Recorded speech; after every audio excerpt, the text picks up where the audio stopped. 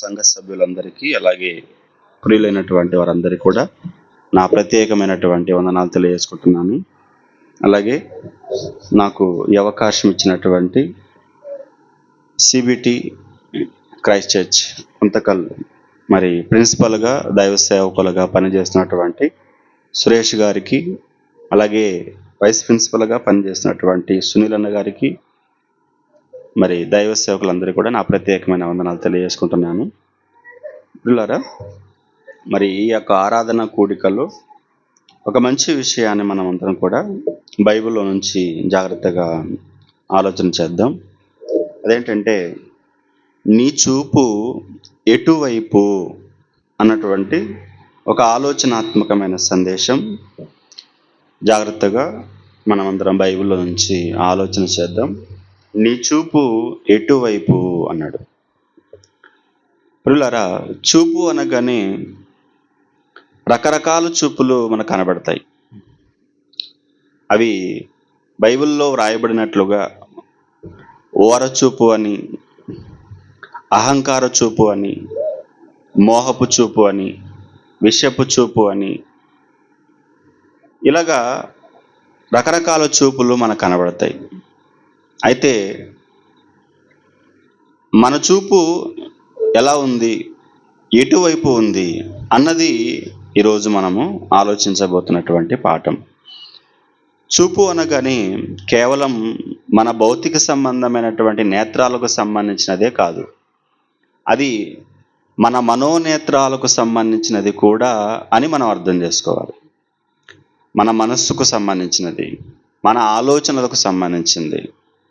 అందుకే బైబిల్లో ఈ చూపు గురించి దేవుడు రాయిస్తూ సామెతల గ్రంథము 4వ అధ్యాయము చూడండి ఒకసారి, బైబిల్ తీసి.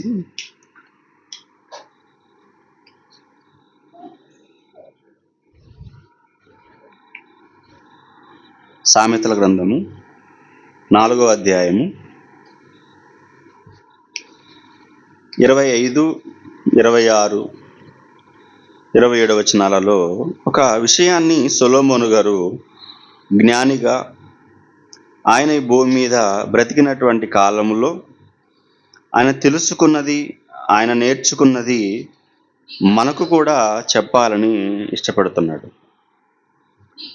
చదవండి అమ్మా. నీ కన్నులు ఇటు అటు చూడక సరిగాను, నీ కనురెప్పలు నీ ముందర సూటిగాను చూడవలెను. నీవు నడుచు మార్గమును సరళము చేయుము, అప్పుడు నీ మార్గములన్నీ స్థిరములగును. నీవు కుడి తట్టునకైనను ఎడమ తట్టుకైనను తిరుగకము, నీ పాదమును కీడునకు దూరముగా తొలగించుకొనుము అన్నాడండి. ప్రేమ దేవుని వాళ్ళరా, ఇక్కడ సొలొమోను గారు రాస్తూ ఏమంటున్నాడంటే, నీ కన్నులు ఇటు అటు చూడక సరిగాను అంటున్నాడు. అంటే ఒక మార్గం ఉంది, ఆ మార్గంలో మనం అందరము కూడా వెళ్ళాలి, ప్రయాణం చేయాలి. ఆ ప్రయాణంలో మనము వెళ్ళేటప్పుడు మన చూపు ఎలా ఉండాలో ఇక్కడ నేర్పిస్తున్నాడు అనమాట. ఎలా ఉండాలి అని అంటే, ఇటు అటు చూడకూడదు అంటున్నాడు. చూడండి, ఇటు అటు చూడక సరిగా చూడాలి అన్నాడు. చూడండి, ఎందుకు సరిగా చూడమంటున్నాడు అని అంటే, సరిగా చూస్తేనే మనము చేరవలసినటువంటి గమ్యస్థానానికి చేరగలం. ఏమండి, ఒక డ్రైవింగ్ చేసేటప్పుడు అది ఏదైనా కావచ్చు, బైక్ అయినా, కార్ అయినా, బస్ అయినా, ట్రైన్ అయినా, ఏదైనా కానీ డ్రైవింగ్ చేసేటప్పుడు ఎంత జాగ్రత్తగా చేయాలండి? చాలా జాగ్రత్తగా చేయాలి. అటు ఇటు చూడకూడదు. ఒకవేళ అటు ఇటు చూస్తే ఏమవుతుంది అని అంటే, ప్రమాదం చోటు చేసుకుంటుంది. ఎటువైపు నుంచి వెహికల్ వస్తుందో మనకు తెలియదు కదా. ఏమండి, పల్లెటూర్లలో చేసే డ్రైవింగ్ వేరు, సిటీలలో చేసే డ్రైవింగ్ ఇంకా వేరుగా ఉంటుంది. పల్లెటూరులో ఈజీగా వెళ్ళిపోవచ్చు, కానీ సిటీలలో నిజంగా ఎన్ని ట్రాఫిక్స్ ఉంటాయి, ఎన్ని సర్కిల్స్ ఉంటాయి, ఎన్ని రెడ్ లైట్లు ఉంటాయి. అంటే మనల్ని ఒక మార్గంలో వెళ్ళడానికి, మనం పోవడానికి చాలా రూల్స్ ఉంటాయి అక్కడ. కాబట్టి ఎందుకంటే రద్దీ ఎక్కువగా ఉంటుంది కనుక అక్కడ మనము ట్రాఫిక్ రూల్స్ పాటించాలి కనుక చాలా జాగ్రత్తగా వెళ్ళాలి. ఏమాత్రం ఒకవేళ నిర్లక్ష్యంగా ఉంటే ఏమంటే మనము ఎవరికైనా గుద్దేస్తాం, లేదంటే మనల్ని ఎవరైనా గుద్దేసే అవకాశాలు ఉన్నాయి. చూసారా? అంటే దాని వలన ప్రమాదం ఉంది. కాబట్టి మనం ఏం చేయాలంటే చాలా జాగ్రత్తగా వెళ్ళాలి. అందుకే ఎలా వెళ్ళాలంటే అటు చూడకూడదు. ఏమంటే ముందు చూపు ఉండాలంటారు. ముందు చూడరా అంటారు. ఎక్కడ చూస్తున్నావు? అంటే ఏదైనా జరిగింది అనుకోండి, ఎక్కడ చూస్తున్నావు? ముందు చూడు అంటారు. అంటే ఏంటన్నమాట? డ్రైవింగ్ చేసేటప్పుడు మనము ముందు చూపుతో డ్రైవ్ చేయాలి. అలాగే ప్రేమ దేవుని వాళ్ళరా, ఇక్కడ జ్ఞాని అయినటువంటి సొలొమోను గారు కూడా ఏమంటున్నాడంటే, నీ కన్నులు ఇటు అటు చూడక అన్న. చూడండి, చూడమంటున్నాడా? చూడొద్దు అంటున్నాడు. చూడండి, నీ కన్నులు అన్నాడు. అంటే ఏ కన్నుల గురించి మాట్లాడుతున్నాడు అని అంటే, ఇది భౌతిక సంబంధమైనటువంటి కన్నులు కాదు, అది ఆత్మ సంబంధమైనవి, మనస్సుకు సంబంధించిన కన్నులు. బైబిల్లో పౌలు గారు అంటారు కదా, మీ మనోనేత్రములు వెలిగించబడినందున అంటాడు. ఎఫెసీ పత్రికలో మొదటి అధ్యాయం చూడండి ఒకసారి. ఎఫెసీలకు రాసిన పత్రిక మొదటి అధ్యాయము, ఎఫెసీలకు రాసిన పత్రిక మొదటి అధ్యాయము 19 వచనం చూడండి ఒకసారి. 17, 19 కలిసి ఉన్నాయి. మరియు చూడండి, మీ మనోనేత్రములు వెలిగింపబడినందున ఆయన మిమ్మును పిలిచిన పిలుపు వలనైన నిరీక్షణ ఎట్టిదో పరిశుద్ధులలో ఆయన యొక్క స్వాస్థ్యం అంటున్నారు. చూడండి, ఆయన స్వాస్థ్యం యొక్క మహిమైశ్వర్యం ఎట్టిదో ఆయన క్రీస్తునందు వినియోగపరిచిన బలాతిశయమును బట్టి విశ్వసించు మన యందు ఆయన చూపుచున్న తన శక్తి యొక్క అపరిమితమైన మహాత్మ్యమెట్టిదో చాలండి. ఇక్కడ చూడండి, మీరు తెలుసుకొనవలనని అన్నారు. చూడండి, అంటే ఇక్కడ మనోనేత్రాల గురించి మాట్లాడుతున్నాడు అన్నమాట. ఆ మనోనేత్రాల వలన ఏంటి ప్రయోజనం అని అంటే, దేవుని గురించి, ఆయన మహాజ్ఞానం, మహైశ్వర్యం, ఇవన్నీ మహాత్మ్యం, బలాతిశయము, ఇవన్నీ కూడా తెలుసుకునే అవకాశాలు ఉన్నాయి అంటున్నారు. చూడండి, కాబట్టి ఇవి ఎప్పుడు తెలుస్తాయి అని అంటే, మనోనేత్రాలు వెలిగించబడినప్పుడు. ఆ మనోనేత్రాలు ఎవరికి ఉంటాయి? అందరికి ఉండవు ఈ మనోనేత్రాలు. ఉంటాయి, కానీ ఏమైపోయాయంటే మోయబడి ఉంటాయి.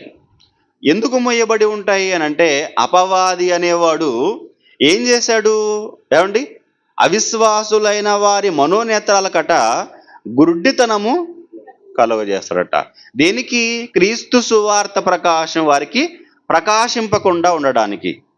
ఆ సువార్త ప్రకాశింపకుండా ఉండడానికి వీళ్ళ మనోనేత్రాలకు అపవాది ఏం చేస్తాడు?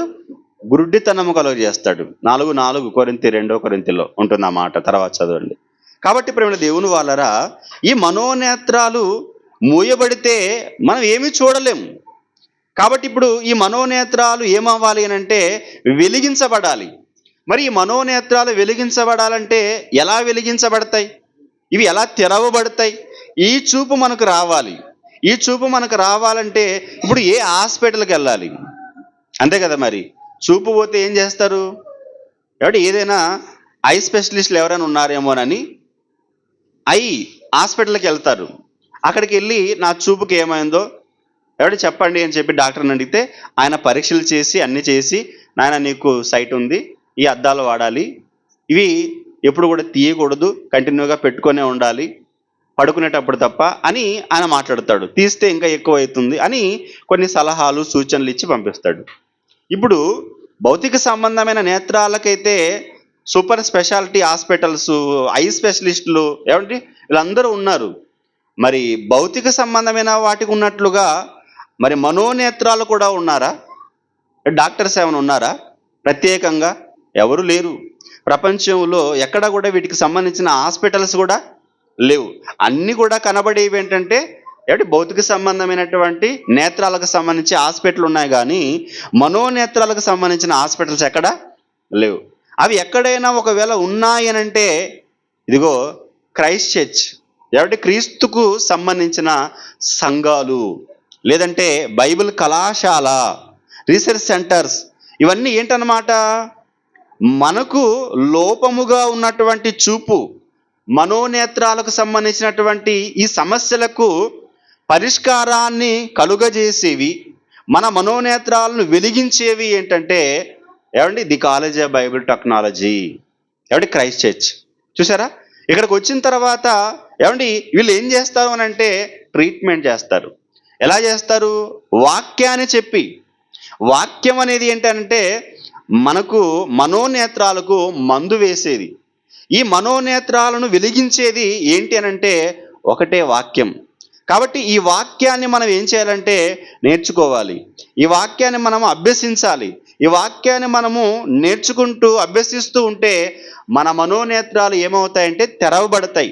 అలా తెరవబడినప్పుడు ఏం చేస్తాము అనంటే ఈ లోకంలో ఏమండి ఏది కూడా ఆశించక దేవుడు ఏదైతే మనకు చెప్పాడో దానిని మనము ఆలోచించి దాని గురించే ఎక్కువగా మనము ఫోకస్ చేస్తాం. కాబట్టి ప్రియమైన దేవుని వాళ్ళరా, ఇప్పుడు ఇక్కడ సొలొమోనుగా రాస్తున్నటువంటి ఈ మాటలో ఉన్నటువంటి భావాన్ని మనం ఆలోచించగలిగితే, నీ కన్నులు అంటున్నాడు కదా, అవి మనోనేత్రాలు అని మనకు అర్థమైతే ఇవి ఎలా చూడాలంటున్నాడు? ఇటు అటు చూడక సరిగాను అన్న, చూడండి, సరిగా చూడాలట.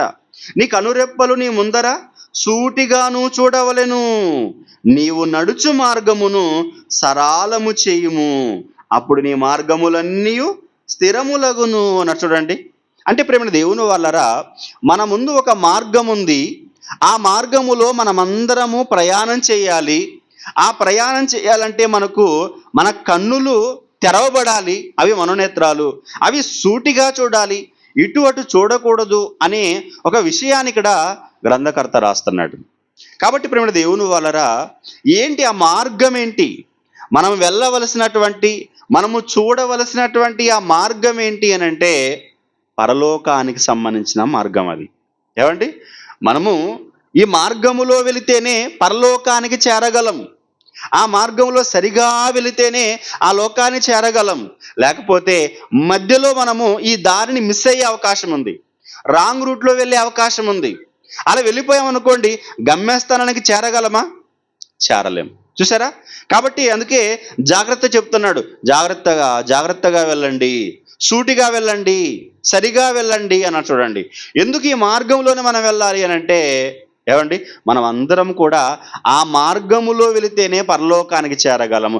ఎందుకు పరలోకానికి వెళ్ళాలి అని అంటే మన గమ్యస్థానం పరలోకం గనక.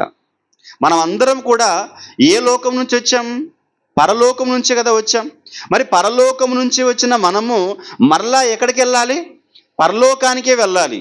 ఒకవేళ ఈ దారిని మనం మిస్ అయిపోయాం అనుకోండి, ఏమండి, చాలా ప్రమాదం ఉంది. వేరే దారిలోనికి వెళ్ళిపోయే అవకాశం ఉంది, వేరే లోకానికి వెళ్ళిపోయే అవకాశం ఉంది. ఎంత ప్రమాదం ఉందో ఆలోచించండి. కాబట్టి ఎలా ఉండాలి? ఇటు అటు చూడకూడదు, మన చూపు సరిగా ఉండాలి. మరి అలాగా ఎవరైనా చూసిన వాళ్ళు ఉన్నారా? అలా సరిగా వెళ్ళిన వాళ్ళు ఉన్నారా? ఆ చూపు వాళ్ళకి ఏమంటే కుడి తట్టుకైనను ఎడమ తట్టుకైనను తిరగకుండా ఏమంటే సరిగా వెళ్ళినటువంటి వాళ్ళు ఎవరైనా ఉన్నారా అని ఒకవేళ మనం ఆలోచించగలిగితే బైబిల్లో చాలామంది భక్తులు మనకు కనబడతారు. ఒక భక్తుడి కోసం మనం ఆలోచించగలిగితే చూడండి ఒకసారి, రాజుల 2వ గ్రంథం 22వ అధ్యాయము 2వ వచనం చూద్దాం. ఏమండి, ఇక్కడ ఒక భక్తుడు లేదంటే ఒక రాజు ఎలా ప్రవర్తిస్తున్నాడు చూడండి, ఎలా ఆయన చూస్తున్నాడు చూడండి. రాజుల 2వ గ్రంథము 22వ అధ్యాయము 2వ వచనం చూద్దాం. అతడు యెహోవా దృష్టికి యథార్థముగా నడుచుచు, చూడండి, కుడి ఎడమలకు తిరుగక తన పితరుడగు దావీదు చూపిన ప్రవర్తనకట సరిగా ప్రవర్తించాడట. అంటే బాగుంది కదండి. అక్కడ మన సామెతల గ్రంథంలో చదువుకున్నటువంటి మాటను బట్టి అక్కడ ఎలాగైతే చెప్పాడో ఇక్కడ ఈ రాజు కూడా అలాగే వెళుతున్నట్లుగా మనకు అనిపిస్తుంది కదా. అదే కదండి చదువుకున్నాం మనము. ఏమంటున్నాడు చూడండి మరలా, అతడు యెహోవా దృష్టికి అన్నాడు. ఎవరతను అని మనం చూస్తే మొదటి వచనంలో చెప్తున్నాడు, యోషియా ఏలనారంభించినప్పుడు అన్న చూడండి. ఎవరైనా? యోషియా అని ఒక రాజు అండి, యూదా రాజు. యూదా రాజ్యాన్ని పరిపాలించినటువంటి రాజులు ఎవరెవరైతే ఉన్నారో ఆ రాజులలో ఒక వ్యక్తి యోషియా అన్నటువంటి వ్యక్తి గురించి మనం చదువుకుంటున్నాం. ఈ యోషియా ఏం చేస్తున్నాడంటే యెహోవా దృష్టికి యథార్థముగా నడుచుచు అన్న చూడండి. అంటే నడక, అది ఒక దారిలో, అది ఒక మార్గములో నడుస్తున్నాడు అనమాట. ఎలా నడుస్తున్నాడట? కుడి ఎడమలకు తిరుగక. అక్కడ ఏమన్నాడు సామెతల గ్రంథంలో? నువ్వు కుడి తట్టుకైనను ఎడమ తట్టుకైనను తిరగద్దు అన్నాడు. ఇప్పుడు ఈయన కూడా ఏం చేస్తున్నాడంటే కుడి ఎడమలకు తిరుగక అన్న పదం రాయబడి చూడండి. కుడి ఎడమలకు తిరుగక తన పితరుడకు దావీదు చూపిన ప్రవర్తనకు సరిగా ప్రవర్తించెను అన్న చూడండి. దావీదు చూపిన ప్రవర్తనకు సరిగా ప్రవర్తించాడట. అంటే ఇక్కడ ప్రవర్తనకు సంబంధించినదిగా మనం చెప్పుకోవచ్చు. ప్రవర్తన, మన ప్రవర్తన ఎలా ఉండాలి? మన చూపు అనగానే ప్రవర్తనలోనికి వెళ్ళిపోవాలన్నమాట. కాబట్టి ఇప్పుడు దావీదు చూపిన ప్రవర్తనకు అంటున్నాడంటే ఇదే దారిలో ఎవరు వెళ్ళాలన్నమాట? దావీదు గారు కూడా వెళ్ళాడు, అంతే కదా. ఆయన వెళ్ళిన దారిలోనే ఎవరు వెళ్తున్నారు? ఇప్పుడు యోషియా గారు వెళ్తున్నారు. ఇప్పుడు సొలొమోను గారు రాస్తున్నారంటే ఆయన కూడా ఏ దారిలో వెళ్ళాడనమాట? ఈ దారిలోనే వెళ్ళాడనమాట. చూసారా? కాబట్టి ఇప్పుడు ఈ దారిలో దావీదు గారు వెళ్ళారు. ఆయన ఎలా వెళ్ళాడో ఆయన గురించి కూడా ఒక మాట మనం చదువుకుంటే మనకు తెలుసు కదా, దావీదు గారి గురించి చాలా మాటలు మనం చదువుకుంటాం. ఆయన నా ఇష్టానుసారుడైన మనుషుడు, అతడు నా ఉద్దేశాలన్నీ కూడా నెరవేర్చిన వాడు అని దావీదు కోసం దేవుడే సాక్ష్యం ఇస్తాడు. అలాంటి ఆయన దావీదు గారు ఏం చెప్తున్నాడు? ఆయన చివరి దినాలలో ఆయన మాటలలో ఉన్నటువంటి ఒక మంచి విషయము బైబిల్లో రాయబడిందండి. చూడండి, చివరి కాలం, ఆయన మరణకాలం, ఆ కాలములో తన కుమారుడైన సొలొమోను గారిని కూర్చోబెట్టి ఆయన ఏం మాట్లాడుతున్నాడో జాగ్రత్తగా చూడగలిగితే రాజుల 2వ గ్రంథం చూడండి ఒకసారి. క్షమించండి, మొదటి గ్రంథం 2వ అధ్యాయం. రాజుల మొదటి గ్రంథం 2వ అధ్యాయము మొదటి వచనం, 2వ వచనం, 3వ వచనం కూడా చదువుకుందాం. చూడండి, జాగ్రత్తగా మనం ఆలోచించగలిగితే దావీదునకు మరణకాలము సమీపింపగా తన కుమారుడైన సొలొమోనునకు ఇలాగో ఆజ్ఞ ఇచ్చెను. చావు కాలం దగ్గర పడింది అనమాట. మరణకాలం దగ్గర పడింది. ఆ కాలములో ఈయన ఏం చేస్తున్నాడంటే తన కుమారుడైన సొలొమోనును కూర్చోబెట్టుకొని ఇలాగో ఆజ్ఞాపించాడట. ఏం ఆజ్ఞాపించాడు? మామూలుగా అయితే చనిపోయే వాళ్ళు తమ పిల్లలను కూర్చోబెట్టి ఏం మాట్లాడతారు చెప్పండి? వాళ్ళ ఆస్తిపాస్తుల గురించి మాట్లాడతారు, అవునా? ఏ కొడుకు ఎంత ఇవ్వాలి, ఏ కుమార్తెకు ఎంత రాసి ఇవ్వాలి, ఏ ఇల్లు ఇవ్వాలి అని ఆ ఆస్తిపాస్తుల గురించి వీలునామా రాస్తూ పెద్ద కొడుక్కి పలానా చోట 2 ఎకరాల పొలం ఉంది, చిన్న కొడుక్కి పలానా చోట 2 ఫ్లాట్ల ఇల్లుంది, ప్లేస్ ఉంది, చిన్న కుమార్తెకి పెద్ద కుమార్తెకి ఇలాగా నగలు పంపకాలు, ఇవన్నీ గురించి, ఆస్తి పంపకాల గురించి మాట్లాడతారు. ఇవేనా మాట్లాడవలసింది? ఒక వ్యక్తి చనిపోతూ తమ పిల్లల దగ్గర మాట్లాడవలసినది ఇవేనా అని మనం ఆలోచించగలిగితే ఇవి కాదండి. ఇవి మాట్లాడినా వీటికంటే ప్రాముఖ్యమైనటువంటి మాటలు ఇక్కడ దావీదు గారు మాట్లాడుతున్నారండి. ఏం మాట్లాడుతున్నారు చూడండి. లోకులందరూ పోవలసిన మార్గమున నేను పోవుచున్నాను అన్నాడండి. ఈ మాటను ఒకసారి మనం జాగ్రత్తగా ఆలోచించగలిగితే, లోకులందరూ పోవలసిన మార్గమున అన్న చూడండి. బాగా ఆలోచించండి ఈ మాట. పోవలసిన మార్గము అంటున్నాడు, పోతున్న మార్గం కాదండి. లోకులందరూ కూడా పోతున్న మార్గం ఒకటి ఉంది, కానీ పోవలసిన మార్గము ఒకటి ఉంది, అవునా? ఈరోజు పోవలసిన మార్గంలో పోతున్నారా, పోతున్న మార్గంలో పోతున్నారా? అనేకులు ఎక్కువగా పోయే మార్గం ఏది? పోకూడని మార్గం అది, అవునా? కానీ దావీదు గారు లోకులందరూ పోతున్న మార్గంలో పోవడం లేదట, పోవలసిన మార్గంలో పోతున్నాడట. అంటే లోకులందరూ పోవలసిన మార్గం ఒకటి ఉందన్నమాట. ఆ మార్గంలోనే దావీదు గారు వెళ్తున్నారు. ఏంటి ఆ మార్గము అని అంటే, వదిలి వచ్చామే లోకం, ఆ లోకము మనం వదిలి వచ్చాం గనక మరలా ఆ లోకానికి వెళ్ళాలంటే ఏ మార్గములో వెళితే ఆ మార్గములో వెళ్ళాలన్నమాట. చూసారా, పోవలసిన మార్గం అదేనండి.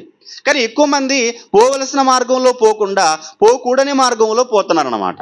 చూసారా, ఆ మార్గంలో దావీదు గారు పోవడం లేదు. మనం కూడా ఆ మార్గంలో పోకూడదు.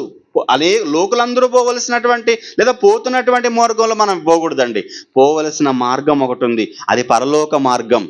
ఆ మార్గంలో మనం వెళ్ళాలి. చూసారా, దావీదు గారు అలాగే వెళ్తున్నట్లుగా మనకు కనబడుతుంది. చూడండి, కాబట్టి ఏం చేయమంటున్నారు చూడండి.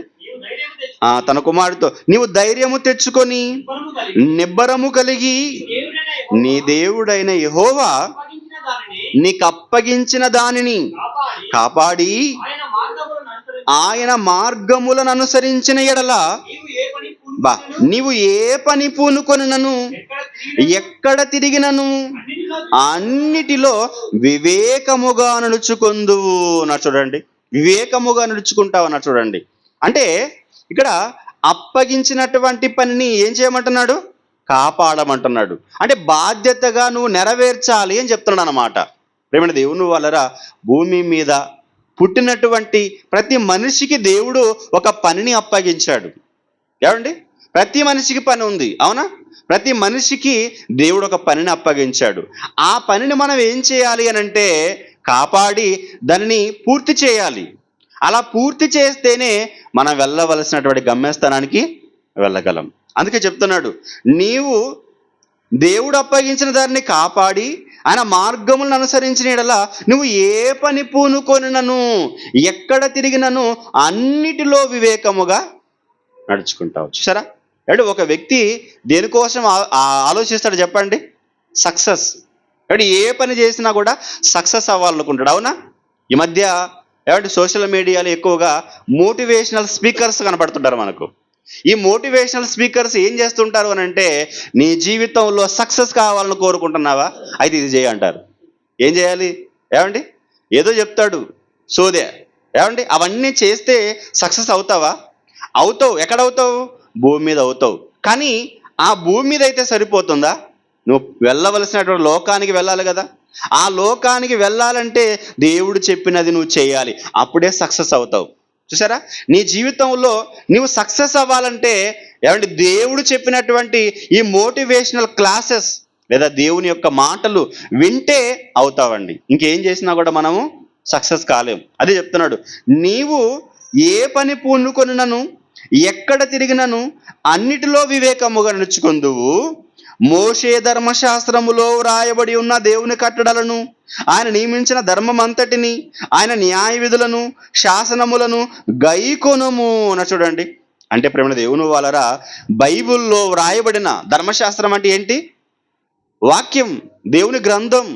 ఈ గ్రంథములో వ్రాయబడిన దాన్ని బట్టి మనము చెయ్యాలి అని చెప్తున్నారు. చూడండి, అలా చెయ్యగలిగితేనే మనము వెళ్ళవలసినటువంటి గమ్యస్థానానికి వెళ్ళగలం. ఇదండి మనం వెళ్ళవలసినటువంటి మార్గం, మనం చూడవలసినటువంటి చూపు. ఈ చూపు ఎంతమందికి చెప్పండి? ఎంతమందికి ఉంది ఈ చూపు?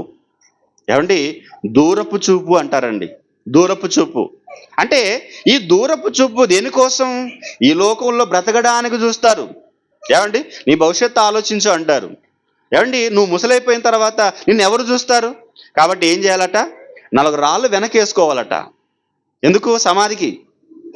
సమాధి చేయాలంటే ఏముండాలి? ఇప్పుడు 4 రాళ్ళు వెనకేసుకోవాలి. బాగుంది. ఇప్పుడు పరలోకానికి వెళ్ళాలంటే ఏ రాయిన వెనకేసుకునే అవకాశాలు ఉన్నాయా? ఏ రాయిన వెనకేసుకుంటున్నావా? ప్రేమ దేవుని వాళ్ళరా, పరలోకానికి వెళ్ళడానికి మనం ఏం చేయలేం. కానీ ఈ భూమి మీద బ్రతకడానికి ముసలైపోతే బ్రతకడానికి మనము ఏదో ఆలోచిస్తున్నాం, ఏదో సమకూర్చుకుంటున్నాం. కానీ పరలోకానికి వెళ్ళడానికి ఏమైనా సమకూర్చుకుంటున్నామా? కాబట్టి ప్రేమ దేవుని వాళ్ళరా, అది మన చూపు. అక్కడికి వెళ్ళడానికి మనం చూస్తూ ఉండాలి, ఆలోచిస్తూ ఉండాలి. లేకపోతే చాలా ప్రమాదంలోనికి వెళ్ళిపోతామండి. అందుకే బైబిల్లో ఉన్నటువంటి భక్తులందరూ కూడా ఎటువైపు వాళ్ళు చూశారు, దేనికోసం వాళ్ళు ఆలోచించారని మనం చూడగలిగితే ఇదే మార్గంలో వెళ్ళారని అందరూ కూడా ఈ మార్గంలోనే వెళ్ళిపోతున్నారు వాళ్ళందరూ కూడా. వాళ్ళ చూపు ఎలా ఉన్నాయో ఒకసారి చూడండి. బైబిల్లో మరి అపోస్తలుడైనటువంటి పౌలు గారు రాస్తూ ఒక అద్భుతమైనటువంటి మాట చెప్తున్నారు. చూడండి, ఒక మంచి మాట మనం చూడగలిగితే కొరింథీయులకు రాసినటువంటి 2వ పత్రిక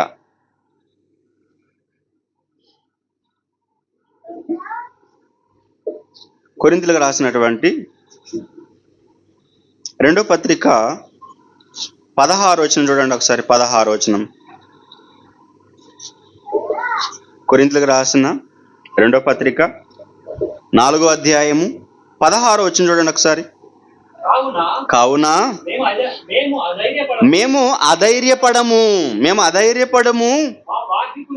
మా బాహ్య పురుషుడు కృషించుచున్నను, ఆంతర్య పురుషుడు దినదినము నూతన పరచబడుచున్నాడు. 17వ వచనం కూడా చూద్దాం. చూడండి ఈ మాట జాగ్రత్తగా. మేము దృశ్యమైన వాటిని చూడక, చూడండి వాళ్ళ చూపు ఎలా ఉందో చెప్తున్నానండి పౌలు గారు. మేము దృశ్యమైన వాటిని చూడక అన్నాడు. అంటే ఇది ఏ చూపు? అంటే దృశ్యమైనవి అనగానే వేటికి సంబంధించినవి? ఇవి లోకానికి సంబంధించినవి. దృశ్యమైనవి అనగానే కంటికి కనబడేవి కదా. ఆ కనబడే వాటిని పౌలు గారు చూస్తున్నాడా? చూడటం లేదా? చూడటం లేదట. ఏమండి, కంటి కనిపించేవి చూడడం లేదా పౌలు గారు? ఏమండి, మనమైతే లోకమైతే ఏం చూస్తారు? కనబడేవే చూస్తారు. ఎందుకు? లోకమంతా అలాగే ఉంది. అంటే మనం ఏంటంటే లోకం ఎలాగైతే వెళుతుందో అలాగే వెళ్ళాలనుకుంటాం. లోకము ఎలా వెళ్ళాలనుకుంటుందో అలాగే వెళ్ళాలనుకుంటాం.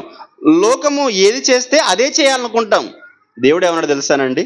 దేవుడు రోమపత్రికలో అంటాడండి, మీరు ఈ లోక మర్యాదను అనుసరింపక అన్నాడండి. ఈ లోక మర్యాదను మనము అనుసరింపద్దు అన్నాడండి. అంటే లోకం ఏది చేస్తుందో మనం అది చేయవలసిన అవసరం లేదట. ఒక ఆయన మంచి మాట అన్నాడండి, అది బైబిల్లో ఉన్నదే. ఏమన్నా తెలుసా? ఈ భూమి మీద బ్రతకడం అంత పెద్ద కష్టమేమి కాదండి, చాలా సులువండి అన్నాడండి. బ్రతకడం అట ఈ లోకంలో పెద్ద కష్టమేం కాదు, సమస్యం కాదు, చాలా ఈజీ అండి. ఎందుకు చాలా మంది ఊరికే బాధపడిపోతుంటారు, ఆత్మహత్యలు చేసుకుంటూ ఉంటారని మాట్లాడుతూ ఏమన్నా తెలుసా? ఎప్పుడు మనిషికి బ్రతకడం కష్టం అవుతుంది తెలుసా? అవతలి వారు ఎలా బ్రతుకుతున్నారో అలా నేను కూడా బ్రతకాలని మనిషి ఎప్పుడైతే అనుకుంటాడో అప్పుడు కష్టం అవుతుందట. చూసారా?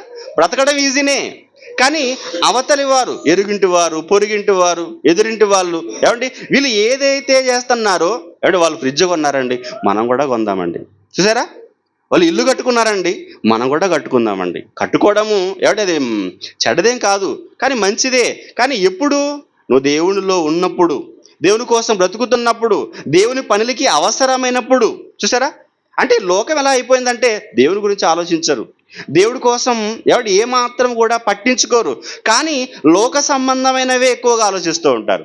లోకం ఏదైతే ఆలోచిస్తుందో అవే ఆలోచిస్తూ ఉంటారు. వాళ్ళు బండి కొన్నారు, మనం కూడా కొనాలండి. పక్కింటి ఆయన వాళ్ళ ఆవిడికి నగలు కొనిచ్చాడట, మెడలో హారం కొనిచ్చాడట, నువ్వు ఎప్పుడు కొనిస్తావు? చూసారా? అంటే ఈ విధమైనటువంటి ఆలోచనలు చోటు చేసుకోవడం వలన భర్త ఏం చేస్తాడు? కొనివ్వడానికి దాని గురించి ఆలోచిస్తూ ఉంటాడు. చూసారా? అంటే ఇప్పుడు అవతలి వారు ఏదైతే, ఒకటని కాదు చాలా ఇలా ఆలోచించడం వలన అప్పుల్లోకి వెళ్ళిపోతాడు. అవునా? ఏదో ఒక జీవితం గురించి విరక్తి చెందే అవకాశాలు ఉన్నాయి. కాబట్టి ఇలా ఒక వ్యక్తిని చూసి మరొక వ్యక్తి బ్రతకాలనుకుంటున్నప్పుడు ఈ లోకంలో జీవితం కష్టమైపోతుందండి. అందుకే ఇతని కంటే ముందు దేవుడు ఏం చెప్పాడు? మీ లోక మర్యాదను అనుసరించద్దు. 12:2 రోమపత్రికలో కదండి.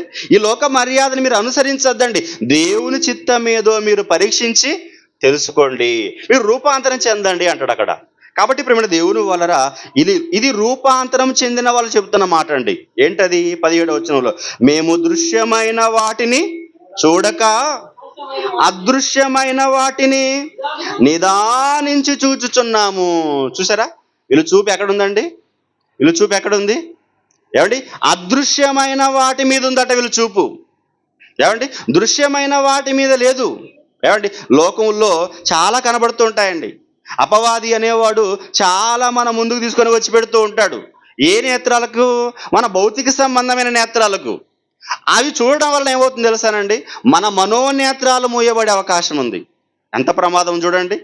ఇవే చూస్తున్నాం అనుకోండి, ఇక ఈ నేత్రాలు పనికిరావు, మనోనేత్రాలు ఇక పనికిరావు. అవి వాటికి దృశ్యం అనేది ఇక కనబడదు, వాటికి లోపం సంభవిస్తుంది నేత్రాలకు. కాబట్టి ఇవి చూడటం వలన వీటికి మనోనేత్రాలకు ప్రమాదము పొంచి ఉంటుంది. కాబట్టి ఏం చెప్తున్నాడు పౌలు గారు? మేము దృశ్యమైన వాటిని చూడడం లేదు, కనిపించేవి అదృశ్యమైన వాటిని నిదానించి చూస్తున్నాం. అదృశ్యమైనవంటే కంటికి కనిపించనివి. ఏవి కంటికి కనిపించనివి? అసలు ఉన్నాయా? మనిషి ఆలోచన కనిపించినవి ఏవి లేవు, ఉన్నవే ఉన్నాయి, కనిపించేవి ఉన్నాయి. చూసారా, లోకం ఉంది అనుకుంటున్నాడు, కానీ ఇది ఒక రోజు పోతుందని మనిషి ఆలోచించడం లేదండి. కాబట్టి కనిపించనివి ఏంటివి అని అంటే పరలోకం, దేవుడు, నరకం, పాతాళం. కనిపించనివే పౌలు గారు చూస్తున్నాడట. అదృశ్యమైన వాటినే మేము నిదానించి చూస్తున్నాము అంటున్నాడు. అంటే అవి చూడాలంటే ఏముండాలి? మనోనేత్రాలు, ఆ చూపు ఉండాలి. ఆ చూపు పోయిందండి అందరికీ, ఆ చూపే పోయింది అందరికీ. ఎవరు పొడిచారు? ఆ చూపు అపవాది పొడి చేశాడు. అందుకే పైన 4వ వచనంలో చెప్తాడు కదండి, యుగ సంబంధమైన దేవత అవిశ్వాసులైన వారి మనోనేత్రాలకు గుడ్డితనము కలుగు చేసింది, అందుకే అవి కనిపించడం లేదు. అదృశ్యమైనవి ఎందుకు మనిషి కనిపించడం లేదు అని అంటే, ఈ మనోనేత్రాలకు అపవాది అనేవాడు గుడ్డితనం కలుగు చేశాడు గనక అవి కనిపించడం లేదు. కాబట్టి ఇవి వెలిగించబడాలి అన్నాడు. అందుకే ఇవి వెలిగించబడాలి అన్నాడు ముందుగా. అందుకే కాబట్టి ఇవి వెలిగించబడితే అవి చూడగలం మనం. మనోనేత్రాలు వెలిగించబడితే అదృశ్యమైన వాటిని చూస్తాం. అందుకే వెలిగించబడిన పౌలు గారు చెప్తున్నాడు, మేము అదృశ్యమైన వాటిని నిదానించి చూచుచున్నాము గనక క్షణమాత్రముండు మా చులకని శ్రమ మా కొరకు అంతకంతకు ఎక్కువగా నిత్యమైన మహిమ భారమును కలుగజేయుచున్నవి. ఏలయనగా దృశ్యమైనవి అనిత్యములు, అదృశ్యమైనవే నిత్యము. చూసారా, కంటికి కనబడేవట ఎక్కువ కాలం ఉండవట, కంటికి కనిపించని ఉన్నవే అవి ఎక్కువగా ఉంటాయట, ఎక్కువ కాలం ఉంటాయట. ఎంత మంచి విషయం చెప్పాడు చూడండి. మనిషికి అది అర్థం కాక కనబడేవి ఎక్కువ కాలం ఉంటాయని చెప్పి ఈ లోకంలో సంపాదన పేరుతో ఏవేవో సమకూర్చుకోవడానికి మనిషి ఎంత తాపత్రయపడుతున్నాడో ఆలోచించండి. అధికారం కోసం తాపత్రయపడతాడు, అవునా? ఆస్తిపాస్తుల కోసం తాపత్రయపడతాడు, ఈ లోకంలో ధనభోగాల కోసం తాపత్రయపడతాడు, ఈ లోకంలో ఇంకా వేటికో ఆలోచిస్తాడు. కానీ పరలోకం అనేది ఒకటి ఉందని, అది మనిషి విడిచి వచ్చిన లోకమని, ఆ మార్గంలో వెళ్ళాలి అని మన చూపంతా దాని మీద పెట్టుకోవాలన్న ఆలోచన ఎంతమందికి ఉంది చెప్పండి? ఆలోచించడం ఒకసారి. అందుకే చెప్తున్నాడండి, ఏలయనగా దృశ్యమైనవి అనిత్యములు, అదృశ్యమైనవి నిత్యములు అన్నాడండి. అందుకే పౌలు గారు ఫిలిప్పీ పత్రికలో కూడా ఒక మంచి మాట చెప్తాడండి. ఫిలిప్పీ పత్రిక, కొలస్సీ పత్రిక చూద్దాం, 3వ అధ్యాయం 3వ వచనం చూడండి ఒకసారి. కొలస్సీ పత్రిక 3వ అధ్యాయము 1వ వచనం కూడా మనం చదువుకుంటే ఒక మంచి మాట చెప్తాడు. మీరు క్రీస్తుతో కూడా లేపబడిన వారైతే చూడండి, పైనున్న వాటిని వెదకండి, అక్కడ క్రీస్తు దేవుని కుడి పార్శ్వమున కూర్చుండి ఉన్నాడు. పైనున్న వాటి మీదనే గాని భూ సంబంధమైన వాటి మీద మనస్సు పెట్టుకోవద్దండి నా. చూడండి, మనస్సు అంటే చూపు, మనోనేత్రాలకు సంబంధించినది అది. కాబట్టి ప్రేమ దేవుని వలన పైనున్న వాటి మీద మనస్సు పెట్టుకోవాలట, పైనున్న వాటినే వెదకమన్నా. చూడండి ఎంత మంచి మాట చెప్పాడండి బైబిల్ దేవుడు. కాబట్టి మన చూపు ఎలా ఉంది, మన మనస్సు ఎలా ఉంది? పరలోకం మీద ఉందా? పరలోకానికి వెళ్ళాలన్న ఆలోచన ఉందా? అక్కడ ఆ ఆలోచన ఉంటే ఈ భూమి మీద మనం ఏమీ ఆశించమండి. ఎన్ని వచ్చినా కూడా సహించుకొని వెళ్ళిపోతాం. కష్టాలు వచ్చినా, బాధలు వచ్చినా, ఇబ్బందులు వచ్చినా, అవమానాలు వచ్చినా, నిందలు వచ్చినా ఇవన్నీ కూడా మనం పట్టించుకోమండి. అందుకే అంటాడు కదా, మా శ్రమ చులకనిది, అది అంతకంతకు మహిమ భారమును మాకు కలుగజేయుచున్నది అన్న. చూడండి, కాబట్టి దేవుడు చెప్తున్నటువంటి మాటలను బట్టి మనం ఆలోచించగలిగితే, మీరు క్రీస్తుతో కూడా లేపబడిన వారైతే, మీరు బాప్తిసం పొందిన వాళ్ళైతే దాని అర్థం మీరు బాప్తిసం పొందిన వాళ్ళైతే పైనున్న వాటిని వెదకండి, అక్కడ క్రీస్తు దేవుని కుడిపార్శ్వమున కూర్చుండి ఉన్నాడు. ఎందుకు అన్నాడు ఆ మాట? క్రీస్తు గురించి ఎందుకు చెప్తున్నాడు ఆయన అనంటే, క్రీస్తు కూడా ఈ భూమి మీద ఉన్నప్పుడు ఏది ఆశించలేదు, ఏది ఆలోచించలేదు, ఇది కావాలి నాకు అని దానికోసం ఆయన తాపత్రయపడలేదు. అధికారం కోసం ఏమైనా తాపత్రయపడ్డా? ఈ భూమి మీద ఆస్తిపాస్తులకు ఏమైనా ఆలోచించాడా? ఈ లోకంలో ధనభోగాల కోసం ఏమైనా ఆలోచించాడా? ఏమీ ఆలోచించలేదు కదండి. ఏం చెప్పాడు ఆయన? ప్రభువా, ఒక వ్యక్తి అడిగాడు, నువ్వు ఎక్కడికి వెళ్ళినా కూడా నీతో పాటు వస్తాను ప్రభువా అన్నాడు. అప్పుడు ఏమన్నాడు తెలుసా ఆయన? నక్కలకు బొరియాలు ఉన్నాయి, ఆకాశ పక్షులకు నివాసాలు ఉన్నాయి, కానీ మనుష్య కుమారుడు నేను తలవాల్చుకోవడానికి నాకు నువ్వెక్కడ ఉంటావు? నువ్వు వచ్చి ఏం చేస్తావు? నాకే స్థలం లేదు, నువ్వు ఎక్కడుంటావు వచ్చి అని అడుగుతున్నాడు. కాబట్టి ప్రేమ దేవుని వాళ్ళరా, యేసు ప్రభుల వారు ఈ భూమి మీద ఎలాగైతే బ్రతికారో మనం కూడా అలాగే బ్రతకాలి అని చెప్తున్నాడండి. అందుకే క్రీస్తుని చూపించాడు. అక్కడ పరలోకానికి ఎలా వెళ్ళాడంటే, ఆయన వెళ్ళడానికి ఈ భూమి మీద ఏం చేశాడో అది నువ్వు ఒకసారి ఆలోచించు అని చెప్తున్నాడు. అదే కదండి, హెబ్రీ పత్రిక 12వ అధ్యాయం ప్రారంభ వచనాల్లో కూడా ఆయన చెప్పే మాటలు మనకు అర్థమవుతాయి. పౌలు గారు 12వ అధ్యాయము 1వ వచనం 2వ వచనం మనం చూడగలిగితే, హెబ్రీ పత్రిక 12వ అధ్యాయం ముగించేసుకుందాం. చూడండి, ఎంత గొప్ప సాక్షి సమూహము మేఘము వలె మనలను ఆవరించి ఉన్నది. అంటే 11వ అధ్యాయం అంతా కూడా ఈ సాక్షి సమూహం మనకు కనబడుతుంది కదండి. విశ్వాస వీరులు వీళ్ళందరూ కూడా మనలను ఎలా ఆవరించారట? మేఘము వలె ఆవరించారట. చూడండి, మేఘము వలె అంటే వీళ్ళందరి జీవితాలను దేవుడు మనకు మాదిరిగా పెట్టాడు. వీళ్ళందరూ కూడా మేఘం వలె మనల్ని ఆవరించి ఉన్నారు. అంటే వీళ్ళు మనం పరలోకానికి వెళ్ళడానికి ఎంత దోహదపడుతున్నారు ఆలోచించండి. మేఘాలు ఎందుకు ఉంటాయండి? ఆ సూర్యుని వేడి మన మీద నేరుగా పడకుండా అవి ఏం చేస్తాయి?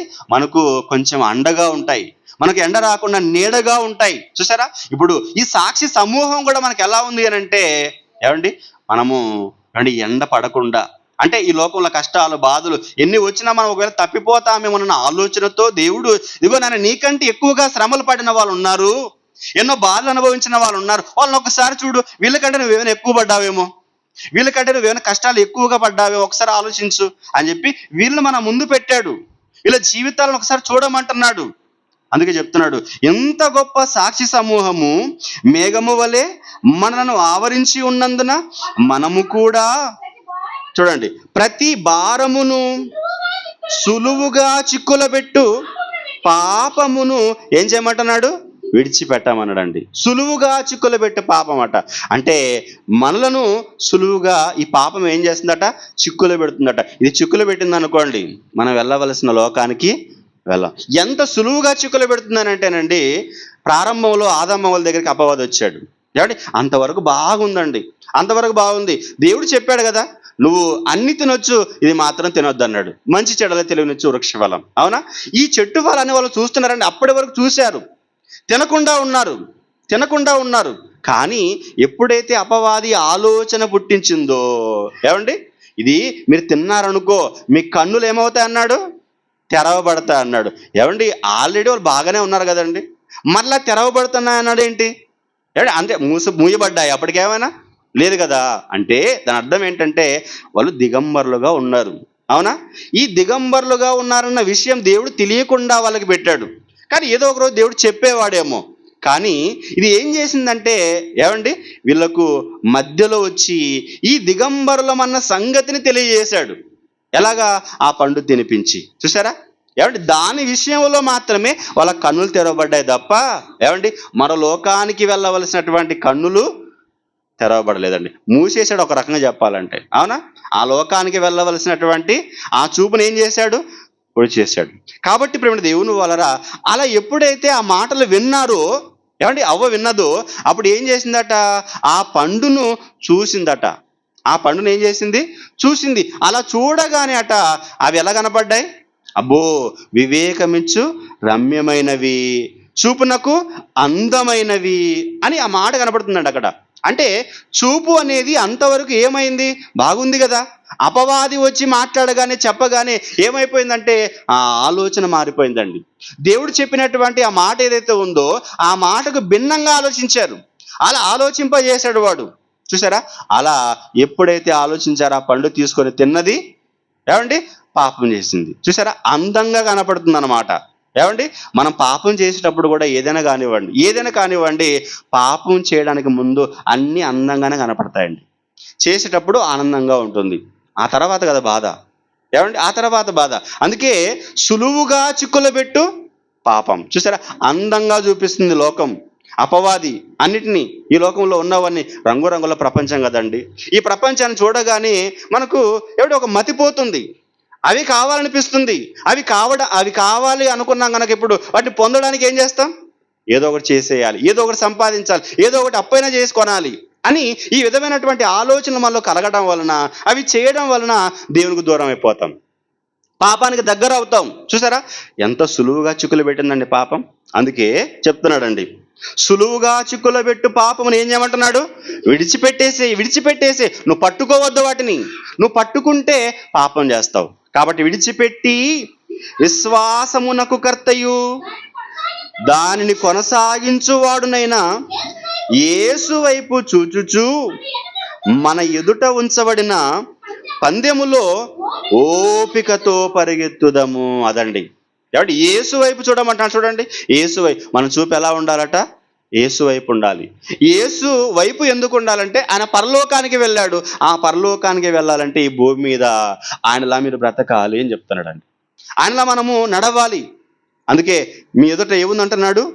ఏమండి? పరుగు పందెం అట. మన ఎదుట ఉంచబడిన పందెములో ఓపికతో పరిగెత్తుదాము. ఓపిక కావాలండి. ఏమంటే ఓపికతో పరిగెత్తితేనే ఆ పరలోకాన్ని మనము పొందగలం. అలాగని ఏమంటే స్పీడ్గా పరిగెత్తి పోయామనుకోండి, మధ్యలో పడిపోయే అవకాశం ఉంది. ఎందుకు? అపవాదిని కాళ్ళకు అడ్డం పెడతాడు ఏదో ఒకటి. ఏమంటే అలాగ పడిపోతాం. కాబట్టి నిదానంగా ఏమంటే ఓపికతో పరిగెత్తుతూ మనం వెళ్ళామనుకోండి, ఏదో ఒక రోజు పరలోకానికి వెళ్ళే అవకాశం ఉంది. చూసారా? కాబట్టి యేసు వైపు చూచుచు మన ఎదుట ఉంచబడిన పందెములు ఓపికతో పరిగెత్తుదాము అంటూ ఒక మాట చెప్పాడు చూడండి. ఆయన తన ఎదుట ఉంచబడిన ఆనందము కొరకై అవమానాన్ని ఏం చేశాడంట? ఆయన నిర్లక్ష్య పెట్టాడట. అవమానం నిర్లక్ష్య పెట్టాడట. మనమైతే మనం లక్ష్య పెడతాం. వాడు ఆ మాట అన్నాడు నన్ను అని చెప్పి ఇక రాత్రి నిద్రపోం మనం. ఆ మాట గురించి ఆలోచిస్తూ ఉంటాం. ఒక మాట అంటే మనం పడం కదండి. కాబట్టి ఒక మాట మనం అన్న తర్వాత అంటేనని పోని, వాడు అన్నాడు పోతే పోని, అన్నవాడు పోతాడు. నాకేంటి? నేను వెళ్ళవలసిన గమ్యస్థానం ఒకటి ఉంది, నేను చేరుకోవలసిన లోకం ఒకటి ఉంది అని ఈ విధంగా మనం ఆలోచించాము అనుకోండి, ఏమని చెప్పండి, సమస్య అవుతుందా? అది పెద్ద సమస్య ఏం కాదు కదా. కాబట్టి చెప్తున్నాడు, అవమానమును యేసుప్రభుల వారు కూడా ఏం చేశారట? నిర్లక్ష్య పెట్టాడట. ఎందుకంటే తన ముందు ఒక ఆనందం ఉంది, పరలోకం. ఆ పరలోకంలో దేవుడిచ్చే గొప్ప భాగ్యం. అందుకే ఆ ఆనందము కొరకై అవమానం నిర్లక్ష్య పెట్టి సిలువను సహించి దేవుని సింహాసనం యొక్క కుడి పార్శ్వమున ఆసీనుడై ఉన్నాడు. చూడండి, ఏమండి? ఆ పరలోకాన్ని పొందడానికి యేసుప్రభుల వారు ఎన్ని అనుభవించాడండి. ఎన్ని అవమానాలు, ఎన్ని దెబ్బలు, ఎన్ని నిందలు. అవునా? ఇంతవరకు ఆత్మీయ తండ్రి గారు కూడా చెప్పారు. ఏమంటే సొంత తమ్ముళ్ళేనండి, సొంత తమ్ముళ్ళే. నువ్వు ఇక్కడ ఎందుకున్నావు? వెళ్ళిపో, నేను శిష్యుల దగ్గరికి వెళ్ళిపో అంటున్నారండి. చూసారా? అంటే అన్నయ్యను వాళ్ళు గౌరవించలేదా? గౌరవించలేదు. నా అన్న వాళ్ళని చేర్చుకోలేదా? చేర్చుకోలేదు. అంటే అవమానాలు, నిందలు, చేయని తప్పుకు నిందలు, శిక్షలు. కాబట్టి ఇవన్నీ కూడా యేసుప్రభుల వారు అనుభవించాడు గనక ఈరోజు ఒక మంచి పొజిషన్లో ఉన్నాడు ఆయన. ఒక గొప్ప ఉన్నతమైనటువంటి స్థానంలో ఉన్నాడు ఆయన. ముల్లోకాల చక్రవర్తిగా ఉన్నాడు. ప్రపంచం అంతా కూడా ఏమండి ఆయనను బట్టి తేదీ వేయాలి. అంత గొప్పగా దేవుడు ఆయన హెచ్చించాడు. కాబట్టి మనం కూడా అంత గొప్ప స్థానానికి వెళ్ళాలంటే మన చూపు ఎలా ఉండాలంటున్నాడు ఆయన? మన చూపు ఎలా ఉండాలి? నీ కన్నులు ఇటు అటు చూడక సరిగాను, ఏమంటే సరిగా ఉండాలట. అలా ఉంటేనే ఒక మంచి లోకం, ఏమంటే పరలోకాన్ని మనం చేరగలం. చివరిగా ఒక మాట చూసుకొని ముగించేసుకుందామండి. యెషయా గ్రంథం చూడండి. యెషయా గ్రంథంలో ఒక మంచి విషయాన్ని దేవుడు మాట్లాడుతూ అక్కడ ముందు మనకంటే ముందు వెళ్ళినటువంటి భక్తులందరి కోసం ఒక మంచి మాట రాయించారు చూడండి. 57వ అధ్యాయం 2వ వచనంలో, యెషయా గ్రంథము 57వ అధ్యాయము 2వ వచనం, ప్రేమ దేవుని వాళ్ళరా, వారు విశ్రాంతిలోనికి ప్రవేశించుచున్నారు, తమకు సూటిగానున్న మార్గమున నడుచువారు. ఏ మార్గాన్ని నడిచారట వీళ్ళు? తమకు సూటిగానున్న మార్గం. అదే కదా చెప్పాడు ఆయన సొలొమోను గారు, నీ ముందర సూటిగా నడవాలన్నాడు కదా. ఆ మార్గంలో నడిచారట వీళ్ళు కూడా. వారు విశ్రాంతిలో ప్రవేశించుచున్నారు, తమకు సూటిగానున్న మార్గమున నడుచుచున్నారు, తమ పడకల మీద పరుండి విశ్రమించుచున్నారు అని చూడండి. అంటే విశ్రాంతిలోనికి వెళ్ళిపోయారన్నమాట భక్తులందరూ కూడా.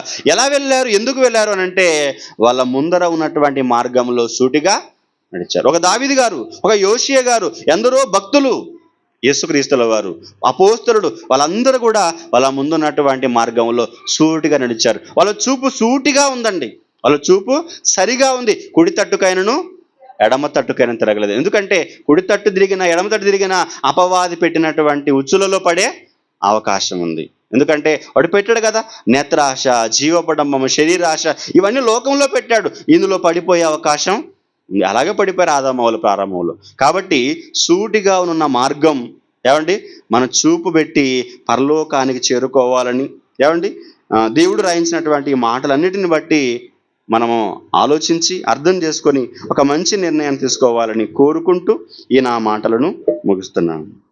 అందరికీ వందనాలు. మిగిలిన సమయాన్ని